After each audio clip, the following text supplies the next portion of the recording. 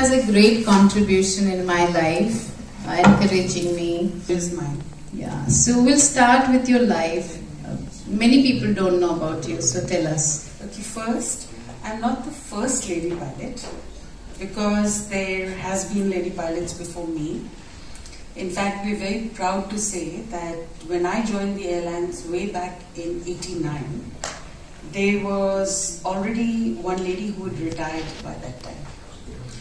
But the difference here is that I was the first one to go on jet aircrafts, which are the Boeings at that point of time, at the age of 19. That is what it was. And then I was the first one to do the all-Indian crew also in 1994. And it was the first of its kind on the Boeings. And about myself, as I said, I joined the airlines at a young age of 19. I am blessed to be born in a beautiful family. My father motivated me a lot, helped me a lot, and he's a war casualty. He's a very brave man, fought for the country, lost his leg, and after losing his leg also, he's been very, very motivating. He motivated me to be a national swimming champion. I set my records in India in 1984. And thereafter, I was doing my schooling and I came up with this opportunity of becoming a pilot. And I was very lucky. God kept opening each and every door for me. I had a very, very smooth sail into everything. There were not much of struggles. Any challenge in my life, I don't think it was much of a challenge anywhere, because if it's my father, he said, if you clear the papers, I'll pay for your flight. So I cleared it. He says, if somebody said that girls cannot get into aviation, I appeared for the exam. I don't know, I just got in. So it has been quite a good ride for me there in terms of my professional life. And after serving in Indian Airlines, I got the opportunity to be the first one when the open sky policy came in India and the private airlines came in. So I was amongst the first batch of these 5-6 pilots who had brought the aircraft into India. So it has been a good journey, and yes, there has been struggles. I was divorced at a very young age, and but what I learned out of my experience in life is that it's how your mind is set, what kind of an attitude you have. Based on these two things is how you manifest your life. That's what Anu told me to speak about.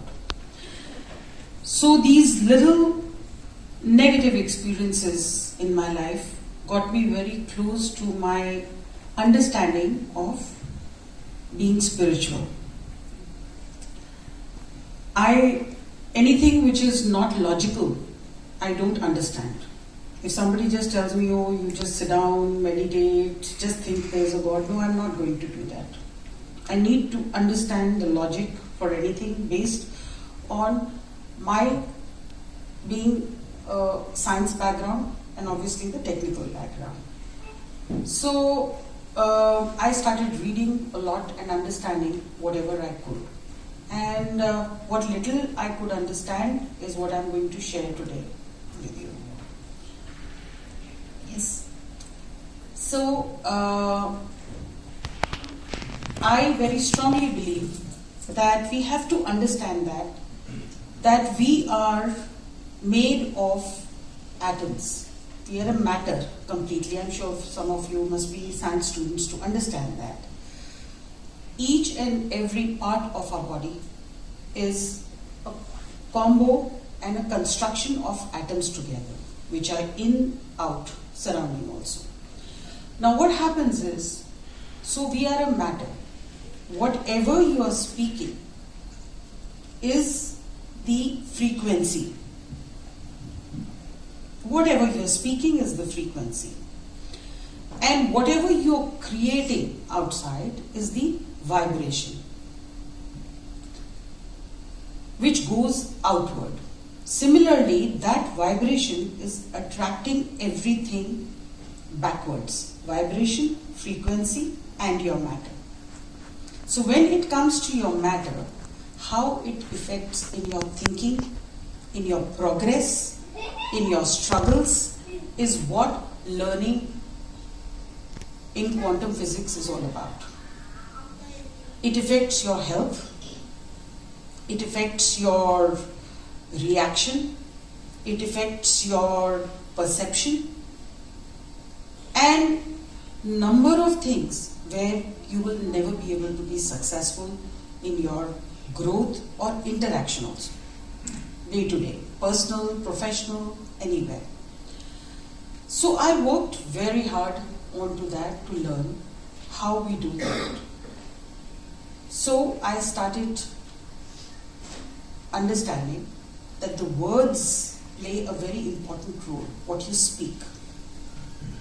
One person speaking that, oh, अच्छा नहीं है, ये नहीं है, वो नहीं है, नहीं, you know.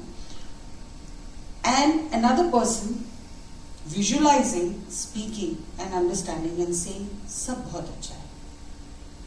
There will be a very big difference in your being there at that point of time, in your understanding of things. I have seen such rigid cases also, where I sit down and talk to them at times. They are so rigid, their inner hardwire has gone so bad that it's very difficult for them unless they don't make an attempt to get out of it. I recently came across somebody who has a very rigid belief form, you know, and is doing all sorts of wrong things in life, which means how we pollute our surrounding. We can pollute our surrounding by our lesser understanding, by our intent not being in the right direction, and also by, you know, kind of spreading negative energy around you. Suppose if I am going to do wrong to you today on anything, let's say, maybe as small as lying to you. That lie behind has a big reason. Whatever.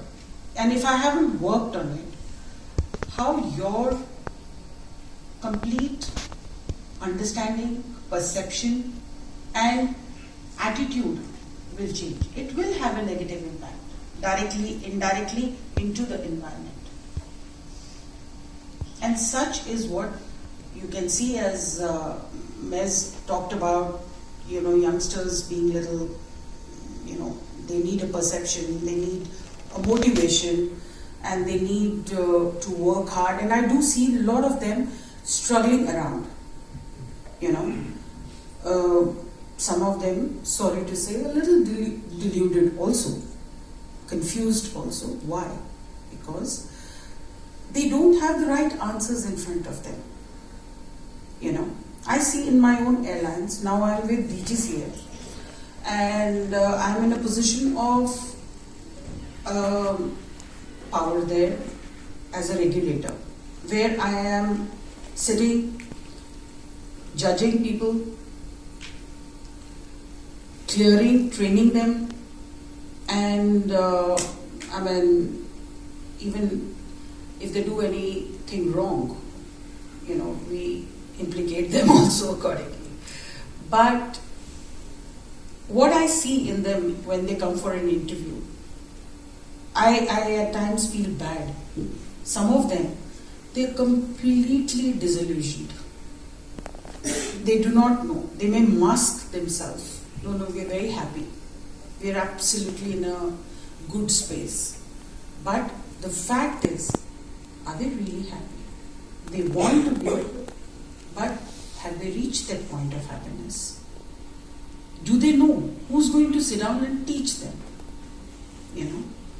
Recently I went to a retreat, and I must say, there were these youngsters only, 20, 30, all of them gone there for yoga and meditation. And I was just wondering, are they anywhere connected? But they want to be connected, you know. So, understanding, manifesting, power of words play a very important role. So, at a very lower level, even if you start saying each day, early morning, when you get up, which is from your subconscious to conscious state of your mind. It's a practice if you do at an initial level. You're getting up from your sleep, the period of that slumber, of waking up, which is exactly approximately around about 7 minutes, but let's take 10 minutes. You start doing positive affirmations. Oh, it's a beautiful day. I am really good. I have a lot of energy in myself. I have a day where I have to achieve this. I am an achiever. Depends on what personal manifestations you have. If you start doing that, you just see the power of words, how it will make difference in your day-to-day activity. Whereas, if you get up, oh my God, I just got up, oh my God, it's really horrible, why did somebody wake me up? That word horrible will actually create horrible neuropeptides in your body. And that's science, when I'm talking. How those neuropeptides which you have created at that point of time actually define your day. I can actually go on and on, but then it could be another day that we could speak on that. But how it defines your day is what one has to understand. So, on a smaller practice, we have to start practicing from here, that in the morning when you get up, you have to get up positive. Make conscious, even if it initially 2, 3 days, 4 days, it starts looking a little fake to you. And something inside your body resists, you know. You still have to do that positive affirmations. And how you will see the difference of kick-starting your day into a beautiful day, constructive day, and more productive is what you will realize.